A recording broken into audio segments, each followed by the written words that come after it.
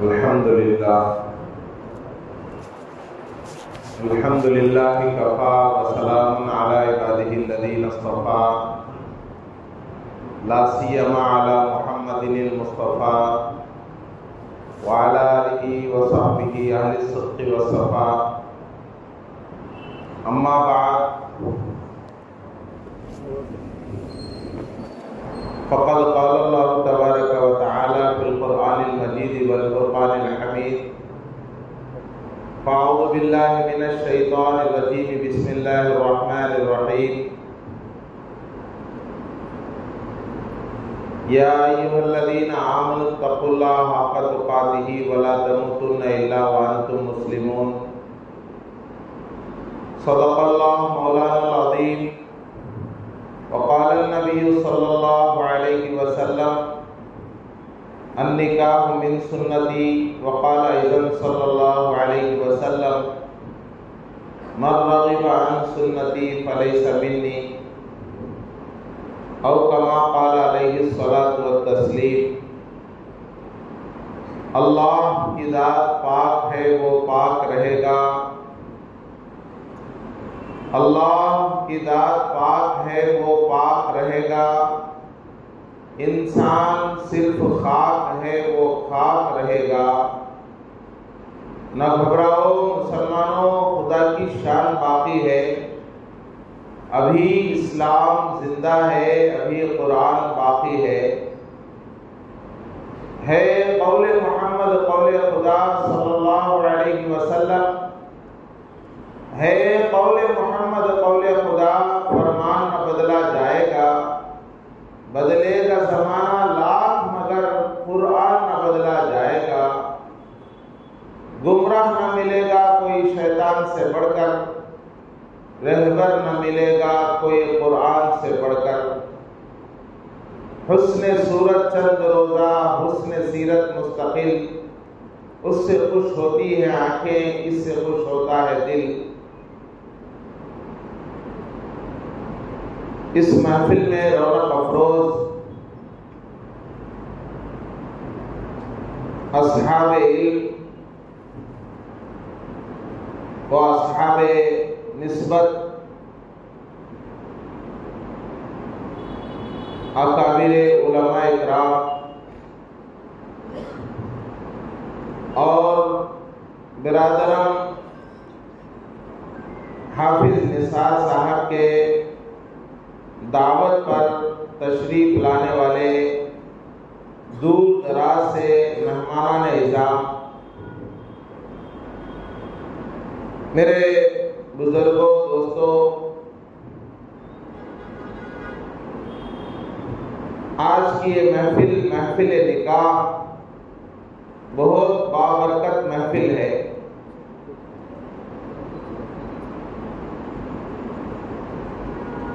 برکتوں کی ایک نسبت یہ ہے کہ اس کو مسجد کے اندر قائم کیا گیا ہے اور اسے نماز سے جوڑا گیا ہے. دو نمازوں کے درمیان یہ محفل قائم ہوئی ہے. ہم لوگ سمجھتے ہیں، معاشرہ یہ سمجھتا ہے کہ نکاح ایک ضرورت ہے، مگر دین اسلام نے اس کو عبادت کا تصور دیا ہے. آسان کام ہے. اگر دنیا کی عادتوں کو ہم لوگ اللہ اور اس کے رسول کی منشا کے برابر کر لیں گے، وہ عادت عبادت بن جائے گی. کھانا ہے، ہاتھ دھوئے بغیر، دسترخوان کے بغیر، سر کو ڈھانکے بغیر، بسم اللہ پڑھے بغیر، اللہ کا نام لیے بغیر، سنتوں سے کوئی نسبت نہیں. کھانے والے کھا رہے ہیں، نوالے وہ بھی منہ سے اترے. ایک کھانا یہ ہے کہ اللہ کا نام لیا، دسترخوان بچھایا، ہاتھ دھویا، سر کو ڈھانکا، اللہ کا شکر ادا کرتے ہوئے کھایا، کھانے کی سنتوں کا خیال کرتے ہوئے کھایا، وہ بھی کھانا یہ بھی کھانا، ایک کھانا عادت اور ایک کھانا عبادت، ایک کھانا دنیا اور ایک کھانا دین، ایک کھانے کو زندگی گزارنا کہا گیا اور ایک کھانے کو زندگی سنوارنا کہا گیا۔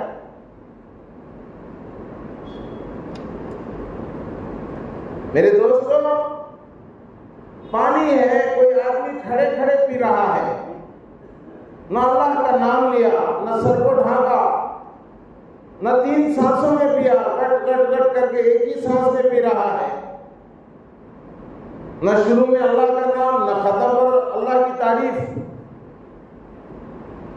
ایک پینا وہ بھی ہے، دوسرا پینا یہ ہے کہ آدمی بیٹھ کر پی رہا ہے، سر کو ڈھانپ کر پی رہا ہے اور اللہ کا نام لے کر بسم اللہ پڑھ کر پی رہا ہے،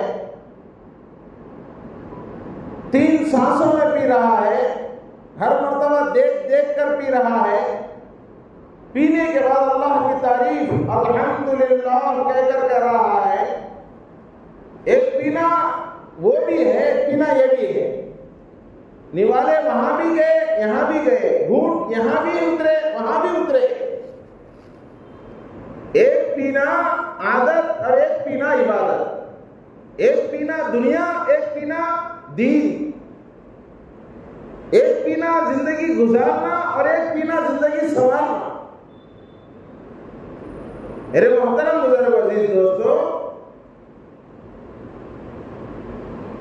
پیٹ بچانے کی چیز کیا ہے اور پیٹ بھرنے کی چیز کیا ہے، یہ تو جانوروں کو بھی آتا ہے۔ کامیاب انسان وہ ہے، اللہ کا کامیاب بندہ وہ ہے جو اللہ کے حکموں کو پہچانے، کھانا پینے کے علاوہ زندگی کے ہر موڑ پر چھوٹا سا کر ہم جو ہے خیال کر لیں کہ اس میں اللہ کی مرضی کیا ہے، رسول اللہ صلی اللہ علیہ وسلم کی مرضی کیا ہے، تھوڑا اگر ہم خیال کر لیں گے، وہی عمل عادت سے ہٹ کر عبادت بن جائے۔ شادی ہے دنیا میں، شادی کرنا، نکاح کرنا، دنیا میں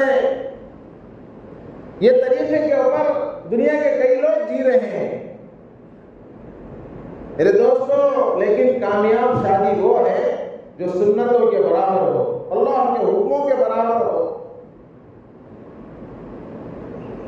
اللہ نے کیا کہا، رسول اللہ صلی اللہ علیہ وسلم نے کیا فرمایا، ہر قدم پر اللہ اس کے رسول کی مرضی کو سامنے رکھ کر من چاہے طریقے کو چھوڑ کر رب چاہا طریقہ اپناتے ہوئے جو شادی ہوتی ہے، وہ شادی مستقبل کے فیصلے کراتی ہے۔ رسول اللہ صلی اللہ علیہ وسلم نے ارشاد فرمایا، تنکحُ المرأۃ لأربع، ایک عورت سے جب نکاح کیا جاتا ہے تو 4 چیزوں کی بنیاد پر کیا جاتا ہے، لمالہا، یا تو اس کے مال کی بنیاد پر، ولجمالہا، یا تو اس کے جمال کی بنیاد پر، ولحسبہا، یا اس کے خاندان اور خاندان کی بنیاد پر، ولدینہا، یا اس کے دینداری کی بنیاد پر، فاظفر بذات الدین تربت یداک۔ حضرت ابو ہریرہ سے رسول اللہ صلی اللہ علیہ وسلم نے ارشاد فرمایا کہ اے ابو ہریرہ، جب تم نکاح کرو تو دینداری کی بنیاد پر کرو، صورت کی بنیاد پر نہیں، سیرت کی بنیاد پر کرو۔ حسن صورت چند روزہ، حسن سیرت مستقل، اس سے خوش ہوتی ہیں آنکھیں، اس سے خوش ہوتا ہے دل۔ رسول اللہ صلی اللہ علیہ وسلم کے نبی بنا کر مبعوث ہونے سے پہلے، پیارے آقا صلی اللہ علیہ وسلم کو دنیا میں مبعوث کیے جانے سے پہلے عرب کا حال یہ تھا کہ وہاں بھی نکاح ہوتے، یہودیوں کا ایک مزاج، عیسائیوں کا ایک مزاج، عربوں کا ایک مزاج، یہودی مال کی بنیاد پر نکاح کرتے، عیسائیوں کی عادت تھی کہ وہ جمال کی بنیاد پر نکاح کرتے، اور عربوں کا یہ ماحول تھا کہ وہ خاندان کی بنیاد بنیاد پر نکاح کر دے۔ رسول اللہ صلی اللہ علیہ وسلم نے تینوں کو ریجیکٹ فرمایا، تینوں کی تردید فرمائی۔ مال اصل نہیں، جمال اصل نہیں، خاندان پاندان اصل نہیں، کام آنے والی چیز دینداری اور سیرت ہے۔ مال کی بنیاد پر اگر ہم نکاح کریں گے، وہ مال کل کا فقیر آج کا امیر اور آج کا امیر کل کا فقیر ہو جائے۔ مال کی بنیاد پر نکاح نہیں، جمال کی بنیاد پر نکاح نہیں۔ ایک مہینے پہلے کا جمال الگ ہے، 10 سال پہلے کا جمال الگ ہے، اور چند سالوں کے بعد جمال کے اندر تبدیلی آئے گی۔ جمال بھی ٹہرنے والی چیز نہیں، خوبصورتی ہمیشہ قائم دائم رہنے والی چیز نہیں، اور خاندان کا آخرت میں کوئی اعتبار نہیں کہ میں فلاں خاندان سے ہوں، فلاں خاندان سے ہوں، پدرم سلطان بود، مادرم سلطانہ بود، کہ ہمارے بابا سلطان تھے، ہمارے اماں سلطانہ تھی، اس کا کوئی اعتبار نہیں۔ اعتبار تو دین کا ہے۔ جن نکاحوں کے اندر دینداری کو سامنے رکھا گیا، تقوی کو سامنے رکھا گیا، اور للہیت کو سامنے رکھا گیا، اللہ تعالیٰ اس نکاح سے دنیا میں وجود پذیر ہونے والی نسلوں کو عزتوں سے نوازا ہے۔ خراسان کا ایک باغیچہ ہے، انگور کا باغیچہ۔ اس انگور کے باغیچے میں ایک مبارک نام کا نوکر مالی بن کر، باغبان بن کر انگور کے باغیچے کی رکھوالی کر رہا ہے۔ مالک نے ایک مرتبہ بلا کر مالی سے کہا کہ مبارک ذرا میٹھے انگور لاؤ۔ تو مبارک جا کر کھٹے انگور لایا، پھر کہا کہ ذرا دیکھ کر لاؤ، میٹھے انگور لاؤ۔ پھر مبارک جا کر کھٹے انگور لایا۔ مالک نے جھڑکی دے کر کہا، ارے پگلے انسان، 18 سال سے تم انگور کے باغیچے میں مالی بن کر کام کر رہے ہو، تمہیں اتنا بھی پتا نہیں کہ کون سے انگور کھٹے ہیں اور کون سے انگور میٹھے ہیں؟ مبارک نے کہا، حضور مجھے کیا پتا کہ کون سے انگور کھٹے ہیں کون سے انگور میٹھے ہیں؟ قسم خدا کی 18 سال سے میں اس باغیچے کی مالی اور باغبانی کر رہا ہوں، ایک انگور کو بھی میں نے اپنے حلق سے نہیں اتارا۔ مبارک نے کہا، 18 سال سے میں اس باغیچے کی رکھوالی کر رہا ہوں، باغبانی کر رہا ہوں، مجھے کوئی نسبت نہیں کہ کون سے انگور میٹھے کھٹے ہیں، کبھی میں نے کسی انگور کو اپنے حلق سے نہیں اتارا۔ تو مالک اپنی بیٹی کے لیے رشتہ تلاش کر رہا تھا۔ اس نے کہا کہ اس سے بڑا وفادار، دیندار، متقی، اللہ سے ڈرنے والا اور کون مجھے دعوت مل سکتا ہے؟ چلو میں اپنے بیٹی کے ہاتھ کسی سے بھی لے کر مبارک سے خراسان کے انگور کے باغ کے مالک نے نکاح کر دیا اپنی بیٹی کا۔ اللہ تعالیٰ نے اس نکاح میں اتنی برکت دیا کہ نکاح کا جو معیار تھا، مال نہیں، جمال نہیں، خاندان نہیں، مالک نے یہ نہیں دیکھا کہ کس خاندان کا ہے، اس کا مال کا اسٹیٹس کیا ہے، اس کا جو ہے گلامر کیا ہے، اس کی خوبصورتی کیا ہے، کچھ نہیں، صرف اللہ سے ڈرنے والا ایک بندہ 18 سال سے باغ کے جو ہے رکھوالی کر رہا ہے، کبھی اس نے ایک انگور کے دانے کو بھی میری اجازت کے بغیر اپنے حلق سے نہیں اتارا۔ وہ اللہ سے کتنا ڈرنے والا ہوگا؟ تقوی کی بنیاد پر، دین کی بنیاد پر، للہیت کی بنیاد پر۔ میرے دوستو، اس باغ کے مالک نے اس باغ کے رکھوالے سے اپنی بیٹی کا نکاح کرا. اللہ تعالیٰ نے اس کی نسل سے ایک ایسی شخصیت کو دنیا میں وجود بخشا جس کو سارا زمانہ رئیس التابعین، رئیس المحدثین حضرت امام عبداللہ بن مبارک کے نام سے یاد کرتا ہے. کون عبداللہ بن مبارک؟ اٹھا کر دیکھیے بخاری شریف کو کہ بار بار حوالہ حضرت ابن مبارک کا ہو رہا ہے. بخاری شریف جیسی کتاب کے اندر نسبت دی جا رہی ہے. کون؟ امام بخاری رحمت اللہ علیہ کے استاد. کون بھائی؟ مبارک کے بیٹے عبداللہ. کون مبارک؟ جس نے خراسان کے اندر باغ کے مالی کا کام کیا، انگور کے باغیچے کو 18 سال تک رکھوالی کا کام کیا اور مالک کی اجازت کے بغیر ایک انگور کا دانہ بھی اپنے حلق سے نہیں اٹھا.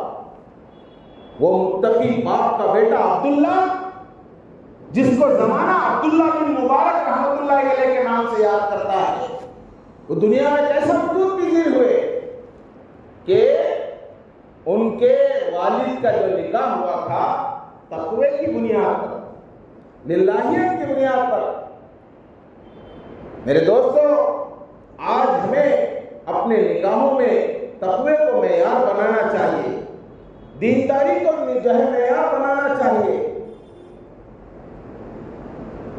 حضرت مولانا شیخ الحدیث زکریا صاحب رحمۃ اللہ علیہ کی آپ بیتی کو کون نہیں پڑھا؟ دوسری جلد کے اندر حضرت نے اپنے بچیوں کے نکاح کے تعلق سے تذکرہ فرمایا کہ مظاہر سہارنپور کے اندر ختم بخاری کا جلسہ ہے. میرے استاد محترم حضرت مولانا حسین احمد مدنی رحمۃ اللہ علیہ شیخ الاسلام دیوبند سے تشریف لائے.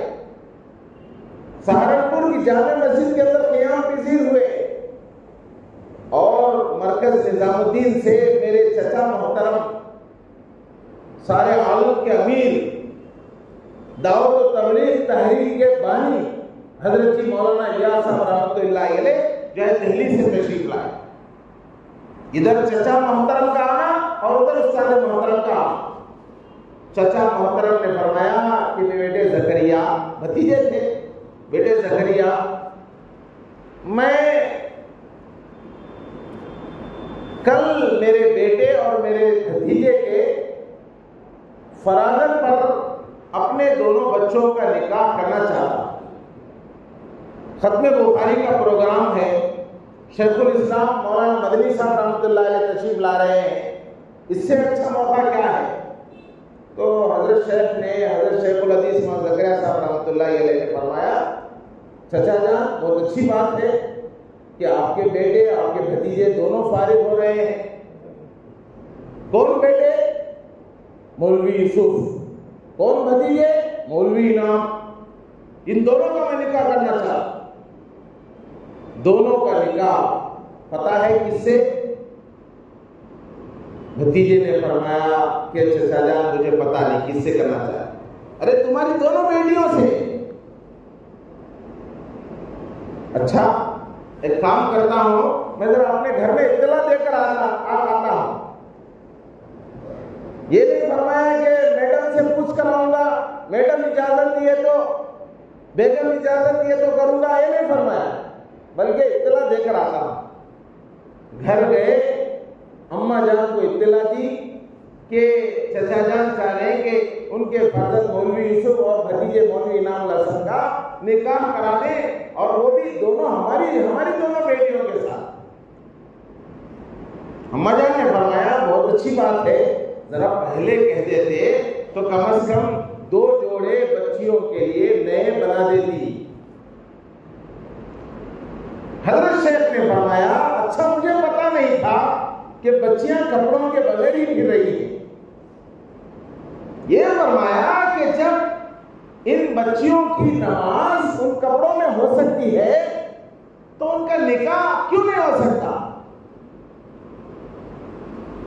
جب یہ بچیاں ان کپڑوں میں اپنے حقیقی رب سے مل سکتی ہیں تو مجازی رب سے ملنے میں کیا حرج ہے؟ جب اللہ کے سامنے نماز میں بچیاں وہ کپڑے پہن کر کھڑی ہو سکتی ہیں تو ان کا نکاح ان کپڑوں میں کیوں نہیں ہو سکتا؟ حضرت نے اتنا ہی فرمایا. اماں جان سمجھ گئی کہ حضرت کا پارا چڑھا ہوا ہے, خاموشی اختیار کی. حضرت گئے اور منظوری دے دی. دوسرے دن نکاح ہو رہا ہے. کس کا بھائی؟ عالم کے دوسرے امیر حضرت جی مولانا محمد یوسف کاندھلوی رحمۃ اللہ علیہ کا, اور عالم کے تیسرے امیر حضرت جی مولانا انعام الحسن رحمۃ اللہ علیہ کا. دونوں کا نکاح ہوا اور اسی دن ان کی رخصتی ہوئی. ایک کو چھت والا مکان ملا, ایک کو ایک ایسا مکان ملا جس کی چھت ٹپک رہی تھی. سادگی کے ساتھ نکاح, سادگی کے ساتھ زندگی.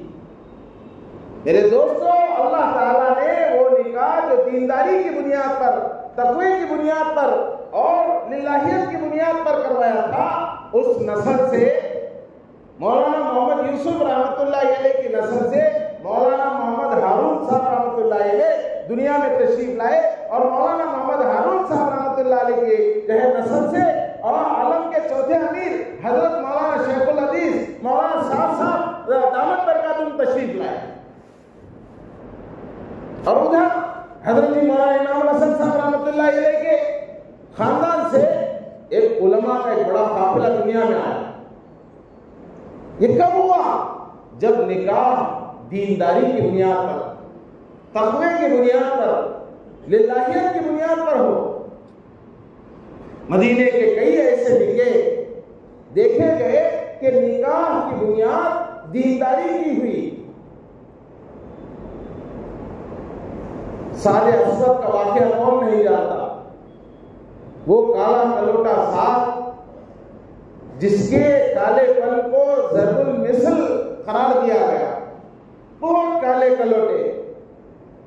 جب اللہ کے نبی صلی اللہ علیہ وسلم کی خدمت میں تشریف لائے تو پوچھا کہ صاحب تم جو ہے یہاں کیسے تشریف لائے؟ تو حضرت صاحب نے سوال کیا, ایمنع سوال وجہی ان ادخل الجنہ. رسول اللہ صلی اللہ علیہ وسلم سے سوال ہو رہا ہے کہ یا رسول اللہ صلی اللہ علیہ وسلم, کیا میرے چہرے کا کالا پن جنت میں داخلے سے مجھے روکے گا؟ حضور نے فرمایا کہ تمہارے چہرے کا کالا پن جنت میں تمہیں داخلے سے نہیں روک سکتا. تو انہوں نے اسلام کو قبول کیا, مشرف اسلام ہو گئے. اب اس کے بعد حضرت سعد سے حضور نے پوچھا تم شادی شدہ ہو یا غیر شادی شدہ, میرڈ ہو یا ان میرڈ ہو؟ تو انہوں نے فرمایا یا رسول اللہ, میں کالا کلوٹا انسان, چہرے کے اعتبار سے سیدھا سادہ انسان, مال کے اعتبار سے غریب انسان, میں اگر شادی کرنا بھی چاہوں تو مجھے کون لڑکی دے؟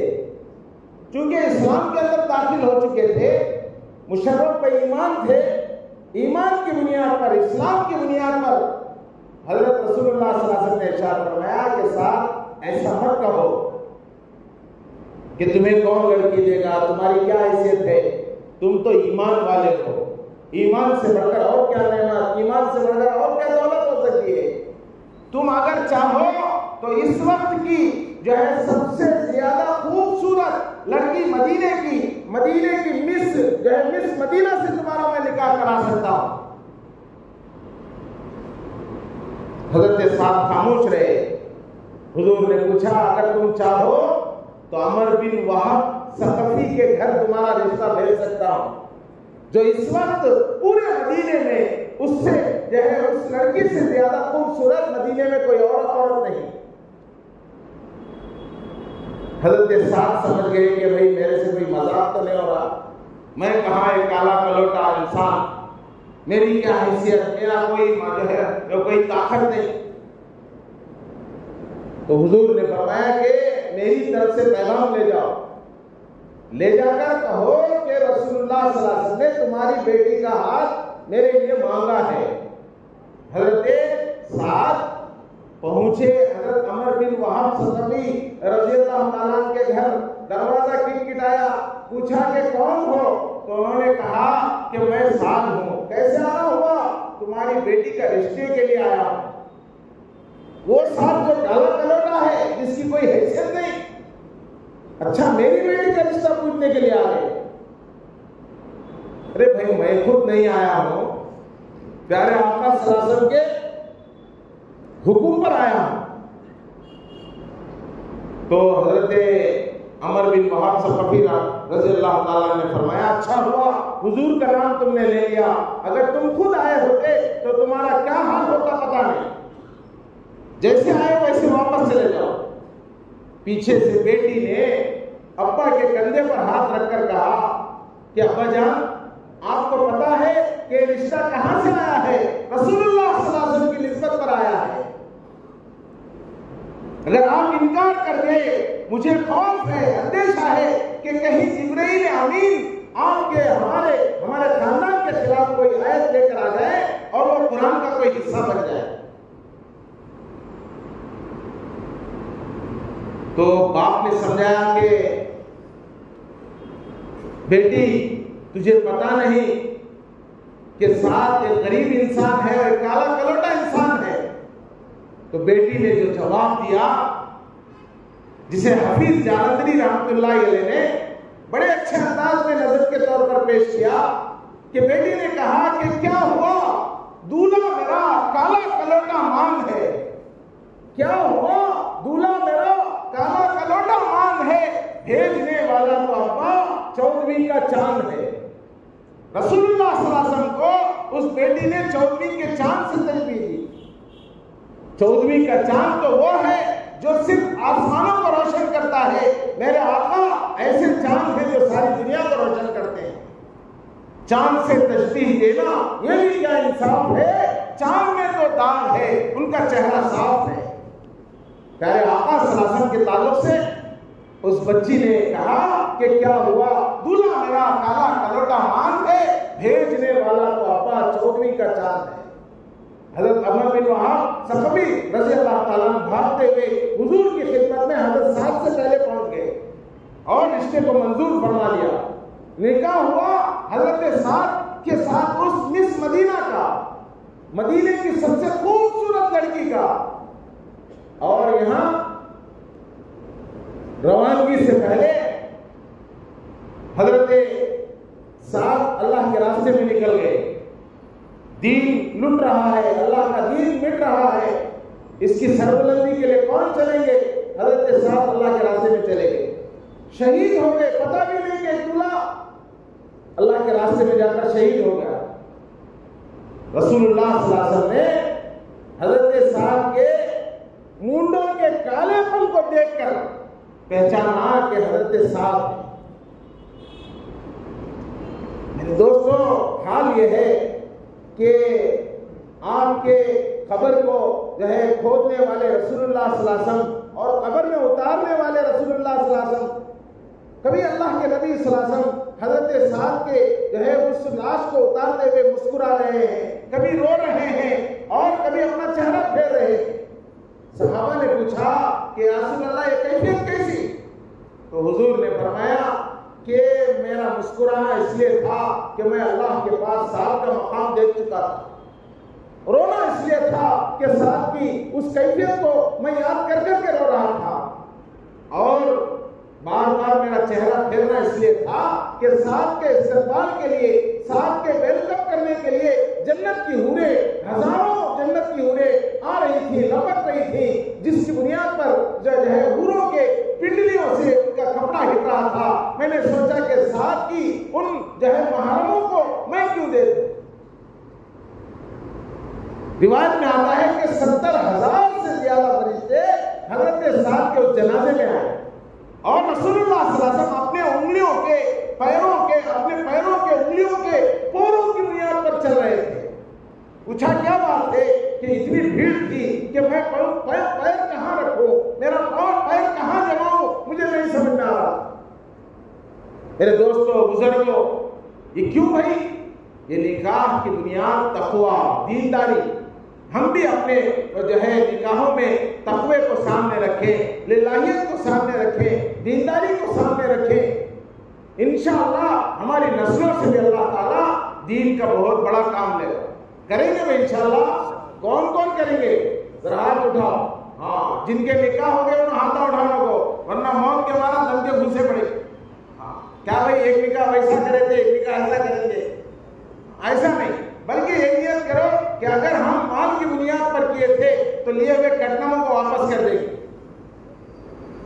جہیزوں کو واپس کر دیں گے، اور دینداری کی بنیاد پر نکاح کریں گے، اور یہ ارادہ کریں گے کہ ہم اگر غلطی کر چکے ہیں تو کم از کم اپنے بچوں کا نکاح، اپنے پوتوں کا نکاح، اپنے نوازوں کا نکاح اچھے انداز سے کریں گے، دینداری کی بنیاد پر کریں گے انشاءاللہ.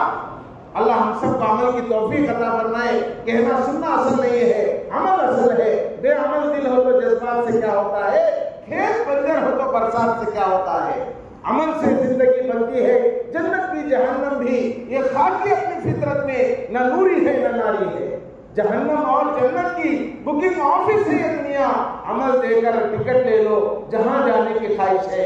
اللہ تعالیٰ ہمارے دوست، ہمارے بچپن کے ساتھی حافظ نثار احمد صاحب جو جامع مسجد کے اندر ہم جو ایک ساتھ پڑھے تھے، اللہ تبارک تعالیٰ ان کی آج اس بچی کے اس نکاح کو بے حد قبول فرمائے اور سعادتوں اور برکتوں کا ذریعہ بنائے.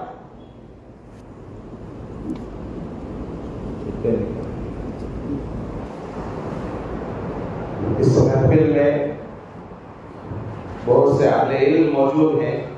یہ میری سعادت کی بات ہے. برادرم حافظ نثار صاحب نے حکم جاری فرمایا ہے کہ آپ خطبہ نکاح پڑھیں. میں حضرت مولانا انصر علی قاسمی صاحب باقی دامت برکاتہ کی اجازت کے ساتھ خطبے کی تلاوت چاہتا ہوں. الحمدللہ نحمده ونستعینه ونستغفره ونؤمن به ونتوکل علیہ ونعوذ باللہ من شرور انفسنا ومن سیئات اعمالنا من یهده اللہ فلا مضل له ومن یضلله فلا هادی له ونشهد ان لا الہ الا اللہ وحدہ لا شریک له ونشهد ان سیدنا مولانا محمدا عبدہ ورسولہ الذي أرسل بالحق بشيرا ونذيرا وداعيا إلى الله بإذنه وسراجا منيرا. أما بعد فأعوذ بالله من الشيطان الرجيم. بسم الله الرحمن الرحيم. يا أيها الناس اتقوا ربكم الذي خلقكم من نفس واحدة وخلق منها زوجها وبث منهما رجالا كثيرا ونساء واتقوا الله الذي تساءلون به والأرحام إن الله كان عليكم رقيبا. وقال تعالى في مقام آخر يا أيها الذين آمنوا اتقوا الله حق تقاته ولا تموتن إلا وأنتم مسلمون.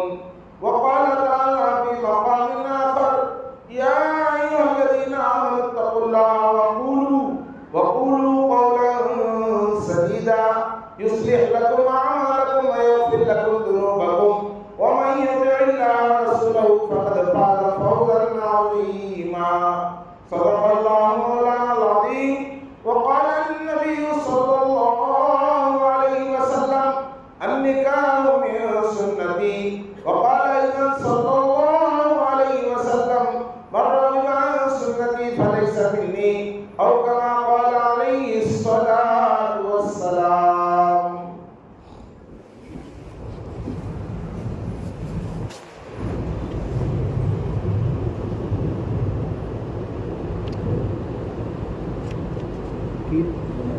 نکاح نامے کی تفصیلات گوشے گزار کرائی جا رہی ہیں. نام دولہا شیخ محمد خالد بن شیخ سیف الدین صاحب اور نام دلہن شیخ تسنیم حفصہ بنت شیخ محمد نثار صاحب. نام وکیل شیخ یہ عبدالقادر صاحب بن پیران صاحب. نام گواہ اول شیخ ریاض الدین بن پیران صاحب. نام گواہ دوم سید محمد قاسم بن سید ذوالفقار صاحب.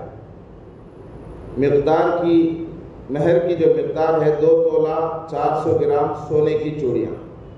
کہاں پہ دونوں گواہ کہاں ہیں؟ شیخ ریاض الدین صاحب موجود، شیخ محمد قاسم صاحب آگے ذرا سامنے آؤ، امیر صاحب، شیخ عبدالقادر صاحب آپ جا کے آگے ماشاء اللہ.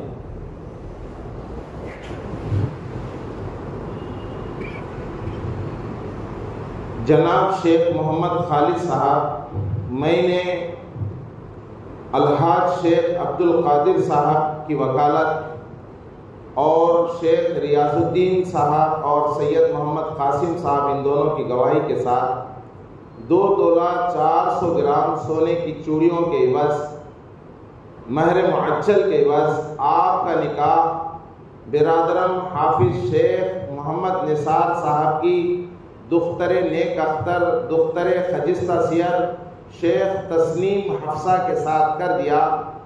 اس بچی کو آپ کی دلہن بنا دیا۔ کہ آپ نے اس نکاح کو، اس دلہن کو اور اس مہر کو قبول کیا؟ الحمدللہ میں نے قبول کیا۔ انشاءاللہ حضرت مولانا محمد انصر علی صاحب باقوی قاسمی ہم سب کے بہت جلیل القدر استاد ہیں۔ ہماری بڑی قسمت کی بات ہے کہ حضرت ہمارے درمیان موجود ہیں۔ حضرت انشاءاللہ حافظ نثار صاحب کے بھی استاد ہیں، دعا فرمائیں۔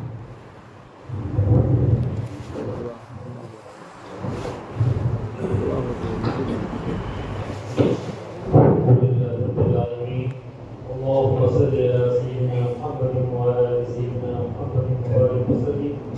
اللهم لك الحمد كله ولك الشكر كله ولك الحمد كله. اللهم انا نسالك من الخير كله عاجله وعاجله ما علمنا منه ما لم نعلم. ربنا اغفر لنا ذنوبنا وخطايانا كلها يا رب الراحمين. يا الله ملكناه بما فرما ولسيئات حسنات فرما ہمارے ہمارا قبول فرما۔ اے اللہ ہم سب تیری برکات پر چلنے کی توفیق عطا فرما۔ اس مبارک جگہ قبول فرما، نوحانوں میں محبت و محبت نصیب فرما۔ آمین۔ اے اللہ ہم سب کو تیرے احکام پر چلنے کی توفیق عطا فرما۔ آمین۔ نمازوں کو وقت پر پڑھنے کی توفیق عطا فرما۔ آمین۔ اپنے مال کا زکات حساب لگا کر مستحقین کو لانے کی توفیق عطا فرما۔ آمین۔ ہم میں سے بہت سے حضرات لاکھوں کروڑوں روپے خرچ کر دیتے ہیں مگر زکات کا حساب نہیں لگاتے اور مستحقین کو معلوم نہیں کرتے، وہ اپنے تیسرے موقع پر تیسرا خرچ کر دیتے ہیں۔ اللہ ہم سب کو اپنے فریضے زکات کا حساب لگا کر مستحقین لگانے کی توفیق عطا فرما۔ آمین۔ خصوصاً اپنے رشتے ناطے کے بھائی بہنیں اور چاچا تایا خالو جو مستحقین ہیں ان کو لگانے کی توفیق عطا فرما۔ آمین۔ اے اللہ جو نمازیں ہماری قضا ہو چکی ہیں ان کو اللہ قضا کرنے کی توفیق عطا فرما۔ جو روزے ہمارے سے بہت ہو چکے ہیں کسی صحت کی بیماری کی مجبوری کی وجہ سے ان کو قضا کرنے کی توفیق عطا فرما۔ ہماری حقوق پیدا کرنے کی توفیق عطا فرما۔ اے اللہ ہم میں سے بہت سے حضرات عمرے تو کر رہے ہیں مگر اپنا فرض حج نہیں کر پائے ہیں۔ اے اللہ جن کے فرض ہو گیا ہے حج کو ادا کرنے کی توفیق عطا فرما۔ اے اللہ ہمارے اس صبح آندھرا پردیش کی بہت سے سے باقی رہتی ہیں، کوڑا بھی پورا نہیں ہوتا ہے۔ اے اللہ ہم اتنے لوگ حج کریں کہ ہمارا کوڑا پورا ہو جائے، بڑی قسم میں جائے۔ اے اللہ ہم سب کو زیادہ سے زیادہ تعداد میں حج کرنے کی توفیق عطا فرما۔ اے اللہ جن کو حج کی ضرورت نہیں ہے ضرورت مہیا فرما، دوبارہ قبول فرما، آسانیاں عطا فرما۔ اے اللہ جو بہت سے لوگ عمرے کی نیت کر رہے ہیں، خواہش کر رہے ہیں، میرے سہولت نہیں ہو رہی ہیں، ان کو پورا کی توفیق عطا فرما۔ تیرے گھر کی بار بار زیارت نصیب فرما۔ اے اللہ اپنے بھائیوں کے ساتھیوں کے ساتھ سب کے حقوق ادا کرنے کی توفیق عطا فرما۔ تیرے کلام پاک کی محبت نصیب فرما۔ روزانہ کم سے کم 5-10 منٹ تمہارا پاک کو تلاوت کرنے کی توفیق عطا فرما۔ اس کے لیے وقت مقرر کرنے کی توفیق عطا فرما۔ خاص کر خصوصاً ظہر کی پہلے عشاء کی پہلے 5 منٹ قرآن پڑھنے کی توفیق عطا فرما۔ اے اللہ ہمارے مستورات کو بھی توفیق عطا فرما۔ بہت سی مستورات ہماری ان کے روزے کئی سالوں کے روزے قضا ہیں ان کو ادا نہیں کر پائے ہیں۔ اے اللہ ہر مہینے میں مفتوں کے بزرگ رہتے ہیں ان کے قضا روزوں کو ادا کرنے کی توفیق عطا فرما۔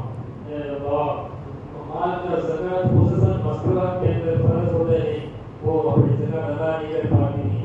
شوہر مقروض ہوتا ہے سمجھتے ہیں شوہر تو قرضدار ہے اس کے پر زکات فرض نہیں، حالانکہ شوہر کے پر فرض بھی ہو بیوی کے مال سے بیوی کے پر زکات واجب ہو جاتی ہے۔ اپنی اولاد کو اپنے مال کا زکات مفتیوں سے قابل سے معلوم کر کے اس کو بتانے کا لگانے کی توفیق عطا فرما۔ اے اللہ پڑوسیوں کی نگاہ کرنے کی توفیق عطا فرما۔ اے اللہ ہم سب کو آپس میں محبت عطا فرما، صلح صفائی سے رہنے کی توفیق عطا فرما، ایک دوسرے کے اے اللہ حق کو معاف کر کے ایک دوسرے کے ساتھ بھائی بھائی کرنے کی توفیق عطا فرما، اکرام مسلم کو توفیق عطا فرما، مہمان نوازی کی توفیق عطا فرما، آپس میں ہدیے تحفے دینے کی توفیق عطا فرما۔ اے اللہ تیرے حکام پر تیرے پابندی سے رہنے کی توفیق عطا فرما۔ اس نکاح کو اللہ نمونہ بنا کر سب کے لیے اللہ اسی نکاح سادگی کے ساتھ رہنے کی توفیق عطا فرما۔